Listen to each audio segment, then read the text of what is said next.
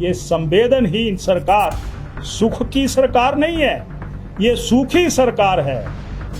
ये जो secretary health हैं, उन्होंने एनएचएम के 3 लोगों को अपने घरों में बर्तन साफ करने के लिए, कपड़े धुलाने के लिए रखे हुए थे।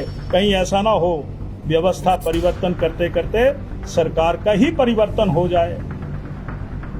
ये लक्षण नजर आ रहे हैं। आज लगभग 10,000 कोरोना वॉरियर्स, जिन्होंने कोरोना के समय लड़ाई लड़ी, आज 5 महीनों से उनको तनख्वाह नहीं है। 5 महीनों से, यानी एक समय तो सम्मानित किया गया और आज उनके गर्दन के ऊपर तलवार लटकी हुई है, क्योंकि 15 में से 10 विधानसभा कांग्रेस की झोली में डाल दी। या जिला कांगड़ा का एक तरह से मर्डर हो रहा है, जघन्य अपराध है, और आज सिर्फ एक व्यक्ति है।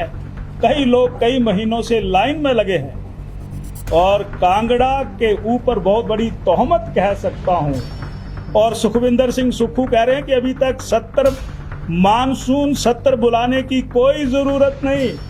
यानी इस कांग्रेस की सरकार में तालमेल का अभाव है। कांगड़ा हिमाचल प्रदेश का एक केंद्र बिंदु है और जब जब भी कांगड़ा लोकसभा से मतदाताओं ने जिस तरफ अपना करवट लिया है, उसकी सरकार बनी है। हम स्वागत करते हैं कि आज से 7 महीने पहले कांग्रेस की हुकूमत बनी। लोगों को बहुत उम्मीद थी, क्योंकि 15 में से 10 विधानसभा कांग्रेस की झोली में डाल दी। पर हमें कांगड़ा चंबा के लोगों को क्या मिला? मैं यही कहना चाहता हूं कि सिर्फ आश्वासन मिले।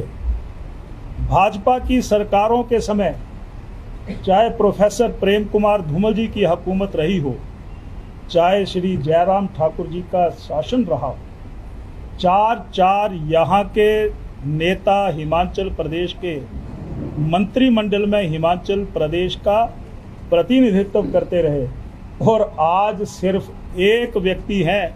कई लोग कई महीनों से लाइन में लगे हैं और कांगड़ा के ऊपर बहुत बड़ी तोहमत कह सकता हूं।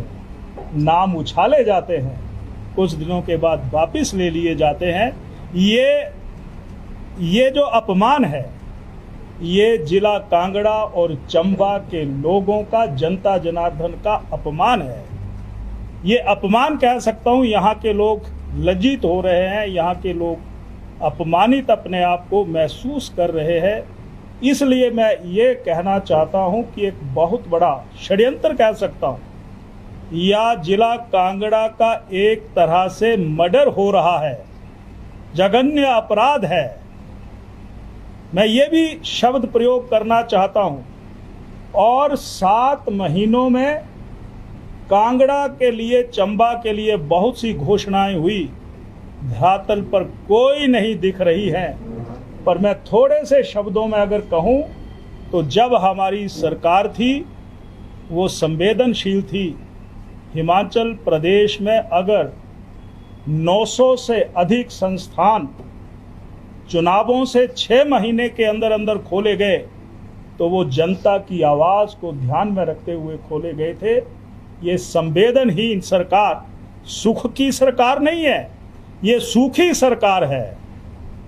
यानी जहां प्रदेश में 900 संस्थान बंद हुए, वहीं पर जिला कांगड़ा में भी ये संस्थान, चाहे वो स्वास्थ्य केंद्र थे, चाहे वो शिक्षा के स्कूल थे, चाहे वो हेल्थ इंस्टीट्यूशंस थे, चाहे वो अन्य किसी प्रकार के यहाँ पर संस्थान थे, उनको बंद कर दिया गया। ये मेरा बहुत बड़ा एक इल्जाम सुखविंदर सिंह सुक्खू की सरकार के ऊपर है। और दूसरा मैं ये कहना चाहता हूँ, संवेदनशीलता कहाँ पर होती है? अगर आज 4 लेन्स बन रहे हैं, यानी पठानकोट से मंडी बन रहा है, कांगड़ा से शिमला बन रहा है, कीरतपुर से मंडी और मनाली का बन रहा है, ये संस्थान, ये सड़कें बनाने का काम ये नितिन गडकरी जी और प्रधानमंत्री जी की देन है। ये कहना चाहता हूं। मैं एक बात और कहना चाहता हूं, यानी बड़े शहर हो गए, तो हमारा पालमपुर का जो नगर निगम था, कि जो नगर परिषद थी, उसको नगर निगम में कैसे तब्दील किया जाए, शर्तों में छूट देने के बाद 3000 की नगर परिषद 50,000 के साथ में लगती पंचायतों का समावेश नगर निगम में किया गया। ये संवेदनशील सरकार थी। कोरोना आया, जिंदगी मौत को अपने गले लगा रही थी, तो उस समय प्रधानमंत्री जी ने देश के लिए सुरक्षा कवच दिया और हिमाचल प्रदेश भी उसमें आगे रहा। मैं इसमें भी कहना चाहता हूं, आज लगभग 10,000 कोरोना वॉरियर्स जिन्होंने कोरोना के समय लड़ाई लड़ी, आज 5 महीनों से उनको तनख्वाह नहीं है, 5 महीनों से। और हमारा टांडा मेडिकल कॉलेज से लेकर के जितने यहाँ के संस्थान हैं, आज बिना पगार के, बिना तनख्वाह के वो सेवाएं दे रहे हैं। यानी एक समय तो सम्मानित किया गया और आज उनके गर्दन के ऊपर तलवार लटकी हुई है। मैं ये कहना चाहता हूं कि ये सूखी सरकार, संवेदनहीन सरकार, वो लोग नौकरी को छोड़ने के लिए मजबूर हो रहे हैं। और सबसे बड़ी बात, यहां के विधायक कह रहे हैं कि सत्र बुलाया जाए, और सुखविंदर सिंह सुक्खू कह रहे हैं कि अभी तक मानसून सत्र बुलाने की कोई जरूरत नहीं। एक उनके मंत्री कह रहे हैं कि बाढ़ आने का कारण खनन है, और उनके खनन मंत्री या उद्योग मंत्री कह रहे हैं बचकानी बातें मत करो। और उन्हीं के सीपीएस कह रहे हैं सुंदर सिंह ठाकुर कि जो नेता कभी अपना वक्तव्य देता है वो सोच समझ करके दें। यानी इस कांग्रेस की सरकार में तालमेल का अभाव है, और तालमेल के अभाव के कारण मैं ये कह सकता हूं कि आज हिमाचल प्रदेश कहां खड़ा हो गया। यानी लोग भारतीय जनता पार्टी के शासन को याद करना के लिए मजबूर हो रहे हैं। तो एक घटना और आ गई, ये जो सेक्रेटरी हेल्थ हैं, उन्होंने एनएचएम के 3 लोगों को अपने घरों में बर्तन साफ करने के लिए, कपड़े धुलाने के लिए रखे हुए थे। और मैं पिछले कल सुन रहा था कि वो तो एक ठेकेदार के कर्मचारी थे। अरे भाई, उनकी इनरोलमेंट कहीं ना कहीं तो थी। यानी इस प्रकार से कर्मचारियों को प्रताड़ित करने का एक प्रयास हिमाचल प्रदेश में हो रहा है। और जल शक्ति विभाग से लेकर के बिजली विभाग से लेकर के ऐसे बहुत से विभाग हैं, सरकार बनने के बाद उनको बाहर का रास्ता दिखा दिया गया है। तो मैं ये कह सकता हूं कि कांगड़ा के, और हम ये भी सौभाग्यशाली हैं, ये सुखविंदर सिंह सुक्खू कह रहे हैं कि मैं इसको टूरिज्म कैपिटल बनाऊंगा। अरे, हमने टूरिज्म कैपिटल तो अलग बात है, हमने यहां पर इन्वेस्टर मीट करवाई, उद्योगपति आए।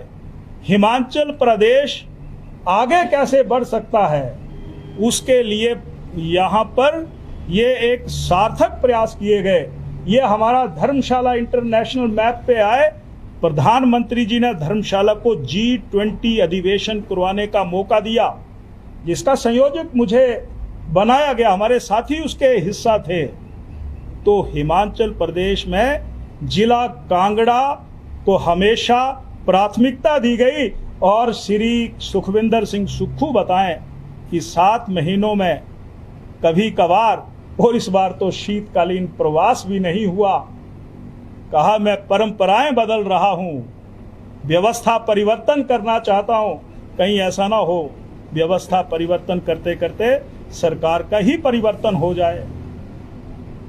ये लक्षण नजर आ रहे हैं। और जो हम कह रहे हैं हम जिम्मेवार आदमी हैं, तो मैं ये सारी बात इसलिए आपके समक्ष रखना चाहता हूं।